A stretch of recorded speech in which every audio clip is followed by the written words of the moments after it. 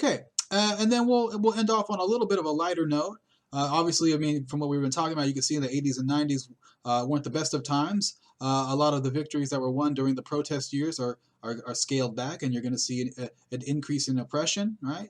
But you're also going to see an increase in the influence of Mexican American voters, right? So you're going to see more and more Mexican Americans registering to vote, and their voice will be heard. Part of the reason for this is the 24th Amendment.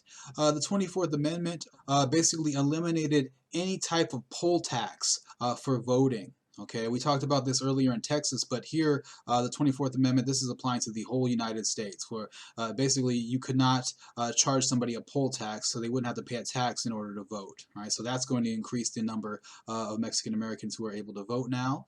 The Voting Rights Act was amended in 1975, and this helped also to increase the Mexican American vote. It made it to where states could not pass laws that demanded that voting ballots be only in English. So voting ballots and voting information had to be printed in languages other than just English, right? If there was a significant amount of that population living in that area, right? So that means that you have voting ballots now in Spanish, and so this is also going to help to increase the Mexican American vote. You're also going to see a reduction in gerrymandering.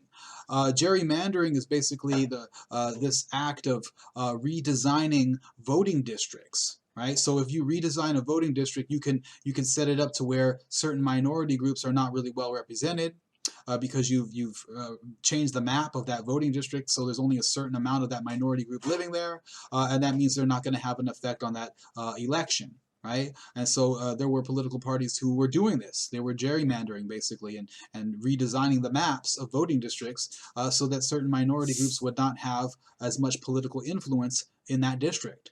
Okay, and so that practice of gerrymandering was reduced during this time, and so that's also going to contribute to the influence of Mexican American voters. And you're also going to see, like I said earlier, a number of immigrants being granted amnesty, where they would become U.S. citizens, and many of these immigrants were registered to vote, and so that increases the Mexican American vote during this time as well. And so with this increase in Mexican American voters, you're going to see more and more Mexican American politicians getting elected to office. And a lot of these politicians were women. Okay, so you see a large number of educated Mexican American women getting elected into office during this time.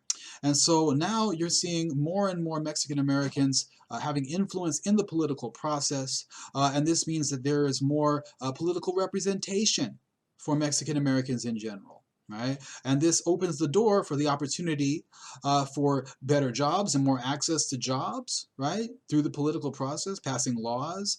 It also leads to possibly better education, right? Improvements in the education system, which is necessary, especially in some of the high schools, right? They need to be improved, and so politicians possibly could get that done. Also, politicians could create laws to increase police accountability, right? To try to stop police brutality, racial profiling.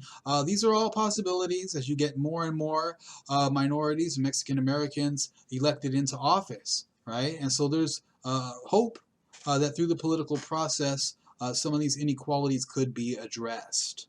So get out there and vote, give it a shot, especially at the local level. Your votes definitely can make an impact.